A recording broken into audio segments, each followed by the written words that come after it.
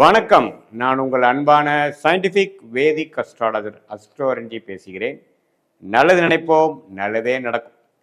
இப்போ பார்த்தீங்கன்னா, நம்மளுடைய வீடியோஸில் சயின்டிஃபிக் வேதிக் அஸ்ட்ராலஜி முறையில் எப்படி நம்மளுடைய போன ஜென்மத்தில் செய்த பாவ புண்ணியங்களுக்கு ஏற்ற இந்த வாழ்க்கையில் இந்த ஜென்மத்தில் சாதகமான சம்பவங்கள், சாதகமற்ற சம்பவங்கள் ஒளி தத்துவ பிரகாரம் எந்த விதத்திலும் மிகைப்படுத்தாமல் அறிவியல் சார்ந்த முறையில் பரிகாரங்கள் அது மாதிரி மூடநம்பிக்கையில் போகாமல் பார்த்து கொண்டிருக்கிறோம்.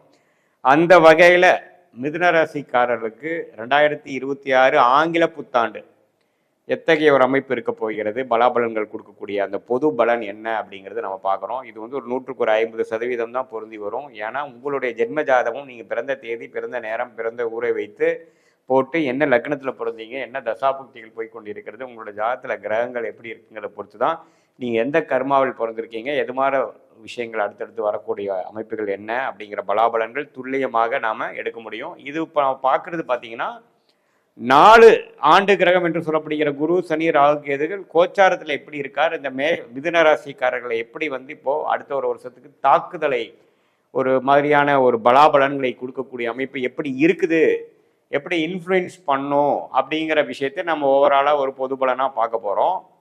இதில் பாருங்கள், சனி 10ஆம் இடத்திலே நீடித்திருக்கிறார் ஆண்டு முழுவதும். குரு பாருங்கள் ஃபர்ஸ்ட் ஹாஃபில் மே மாதம் வரைக்கும் ராசிக்குள்ள இருந்து ஜூன் மாதத்துக்கு அப்புறம் ராசிக்கு 2ஆம் இடத்துல உச்சம் பெறுகிறார். அதே சமயத்தில் ராகு 9ஆம் இடத்திலும் கேது 3ஆம் இடத்திலும் ஆண்டு முழுக்க ஒரு ஆல்மோஸ்ட் டிசம்பர் மாதம் வரைக்குமே அதே பொசிஷனில் தான் இருக்கிறாங்க. ஸோ இது மாதிரி அமைப்பு மிதுன ராசிக்காரர்களுக்கு என்ன மாதிரி ஒரு வாழ்க்கையில் பலாபலன்கள், வாழ்க்கையோட சாதகமற்ற சம்பவங்கள் மாற விஷயங்கள் எப்படி கொடுக்க போகுதுன்னு நம்ம பார்க்கும் பொழுது, ராசிக்குள்ள குரு இருக்கிறது நல்ல ஒரு விஷயம்தான். முதல் 5 மாதங்கள் பார்த்தீங்கன்னா மே மாதம் வரைக்கும் சில சாதகமான விஷயங்கள், கொஞ்சம் உறவுகளில் ஓரளவுக்கு பரவாயில்லை, டிசிப்ளின்டான லைஃபு, கொஞ்சம் நெக்ஸ்ட் வரக்கூடிய வாழ்க்கைக்கு வேணுங்கிற ஃப்யூச்சர் பிளானிங், இதெல்லாம் செய்யக்கூடிய அமைப்புகள் இருக்குங்க. அதே சமயத்தில் தொழிலில் நம்ம என்ன வேலையில் என்ன செய்யணுமோ அது அன்றாட வேலையை அப்படியே கடுமையாக உழைத்து செய்யக்கூடிய அமைப்பு அந்த 10ஆம் இடத்துல இருக்கக்கூடிய சனி கண்டிப்பாக கொடுப்பார். அதாவது உறவுகளில் நல்ல மேன்மை, குழந்தைகள் விஷயத்தில் நல்ல மேன்மை, குடும்பத்தில் சுபிக்ஷம், சுப விஷயங்கள் நடக்கக்கூடிய அமைப்புகள், தொழில் வேலை விஷயத்தில் நல்ல சீரான ஒரு அமைப்பு, எல்லாமே போகக்கூடிய அமைப்புகள், பெற்றோர்கள் அது மாதிரி விஷயத்துலையும் நல்ல ஒரு உறவுகள் இருக்கக்கூடிய அமைப்புகள் இருக்குது.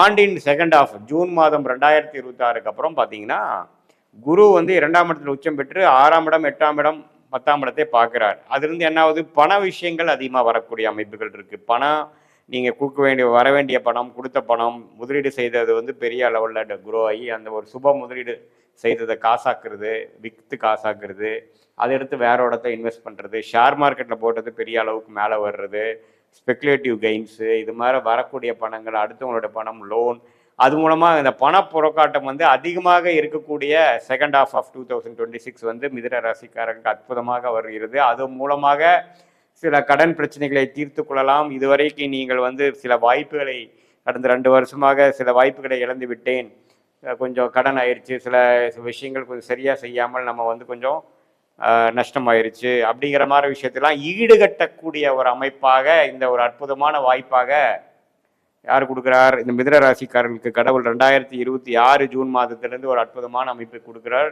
அதை நல்ல விதத்தில் உபயோகப்படுத்தி உங்கள் வாழ்க்கை தரத்தை உயர்த்தி நல்ல விஷயத்தில் இன்வெஸ்ட்மெண்ட் செய்து இது ஒரு கேம் சேஞ்சரான ஒரு அமைப்பாக உங்கள் லைஃபுக்கே ஒரு ஒரு 5-6 வருஷங்கள் யோசிச்சு பார்க்குறப்ப இந்த 2026 செகண்ட் ஹாஃப் ஒரு கேம் சேஞ்சராக, ஒரு நல்ல மாறுதலை கொடுக்கக்கூடிய அமைப்பாக, ஒரு ஃபவுண்டேஷன் கொடுக்கக்கூடிய அமைப்பாக, ஒரு அடித்தளம் கொடுக்கக்கூடிய அமைப்பாக இருந்ததுங்கிறத நம்ம அப்போ தான் ஃபீல் பண்ணுவோம். ஸோ அதனால் இது உச்சகுரு 12 வருஷத்துக்கு ஒருத்தர வரக்கூடிய அமைப்பு. அது 2ஆம் இடத்துல உச்சம் பெற்று 8ஆம் இடத்தை பார்க்கும் பொழுது நல்ல ஒரு அமைப்பு கொடுக்கும். இது மாதிரி ஸ்பெக்குலேட்டிவ்ல இருக்கிறவங்க, கூட்டு தொழிலில் இருக்கிறவங்க, கடன் ஃபினான்ஸ் லைனில் இருக்கிறவங்க, இன்வெஸ்ட்மெண்ட் லைனில் இருக்கிறவங்க, வெளிநாடு இம்போர்ட் எக்ஸ்போர்ட் லைனில் இருக்கிறவங்க, வெளிநாட்டில் போய் ஜெயிக்கக்கூடியவங்க, நிறைய ரிஸ்க் எடுத்து தொழில் பண்ணக்கூடியவங்களுக்கெல்லாம் லாட்ரி அடிக்கக்கூடிய அமைப்புகள் காத்து கொண்டிருக்கிறது.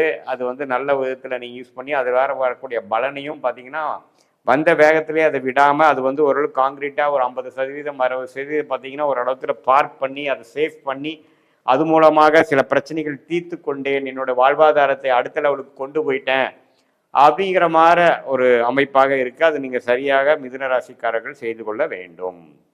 இதுதான் ஓரளவுக்கு பொதுவான பலன்க. வெளிநாடு போகிறவங்க எதிர்பார்க்குறவங்க வெளிநாடு போகலாம். விசாக்காக வெயிட் பண்ணுறவங்களுக்கு விசா கிடைக்கும். ஹையர் ஸ்டடீஸ் வெளிநாடு போகணும்னு நினைக்கிறவங்க அவங்க பிடிச்ச யூனிவர்சிட்டியில் வேலை கிடைக்கும். மீன் படிப்பில் அட்மிஷன் கிடைக்கும். அதுக்கப்புறம் அங்கே வெளிநாட்டில் இருக்கிறவங்களுக்கு நல்ல வேலை கிடைக்கக்கூடிய அமைப்புகள், இது எல்லாமே ஓரளவுக்கு பாசிட்டிவான விஷயங்கள் கொடுக்கக்கூடிய அமைப்பு, வேலை தொழிலில் முன்னேற்றம் கொடுக்கக்கூடிய அமைப்பாக இருக்கிறதுங்க.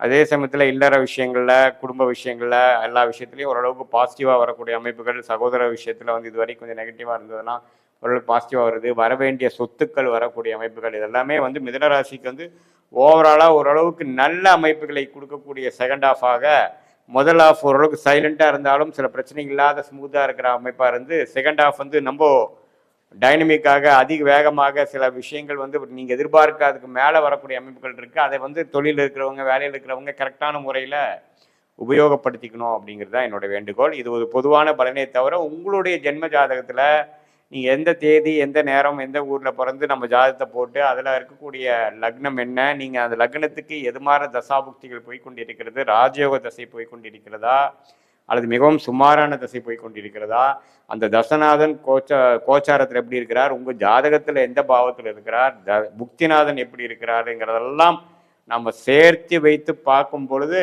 உங்களுடைய அடுத்த வரக்கூடிய 3 மாதங்கள் எப்படி இருக்க போகுது, அடுத்து வரக்கூடிய 6 மாதங்கள் எப்படி இருக்க போகிறது, உங்களுடைய லாங் டேர்ம் எப்படி இருக்குங்க போகிறதெல்லாம் துல்லியமாக எடுத்து என்னென்ன விஷயங்கள் உங்கள் பிராப்தமாக காத்து கொண்டு இருக்கிறது, எந்தெந்த விஷயங்கள் நமக்கு பிராப்தங்கள் இல்லை அப்படிங்கிற விஷயங்கள் தெரிந்து கொண்டுவேயானால் தேவையற்ற சமய விரயங்கள், தேவையற்ற முயற்சிகளை செய்யாமல் நமக்கு என்ன வருமோ அதை மட்டும் நம்ம செஞ்சுட்டு கண்டிப்பாக வந்து வாழ்க்கையில் எதிர்நீச்சல் போடாமல் நமக்கு தேவையான விஷயங்களை, நம்மளுடைய பிராப்தமான விஷயங்களை, நமக்கு லக்கியான துறையில் லக்கியான டைமில் ஃபார்ச்சுனேட்டான விஷயங்களுக்கு தக்க முயற்சிகளை எடுத்து அதுக்கு தகுந்த மாதிரி திட்டங்களை தீட்டி நம்ம செயல்பட்டோம்னா வாழ்க்கையில் வந்து எளிதில் வெற்றி பெறலாம். இது மூலமாக சயின்டிஃபிக் வேதிக் அஸ்ட்ராலஜி மூலமாக அனைவரும் பெனிஃபிட் அடைஞ்சு நம்மளுடைய கர்மா என்ன, நமக்கு வந்து எது மாதிரி விஷயங்கள் காத்து கிடக்குது, நாம் எது மாதிரி விஷயத்தில் டிஸ்ட்ராக்ட் ஆகுறது வந்து நமக்கு அது பிரயோஜனமாக இருக்க போகிறது இல்லை. எந்த நேரத்தில் எது செய்யலாம், எப்போ வேலை மாறலாம்,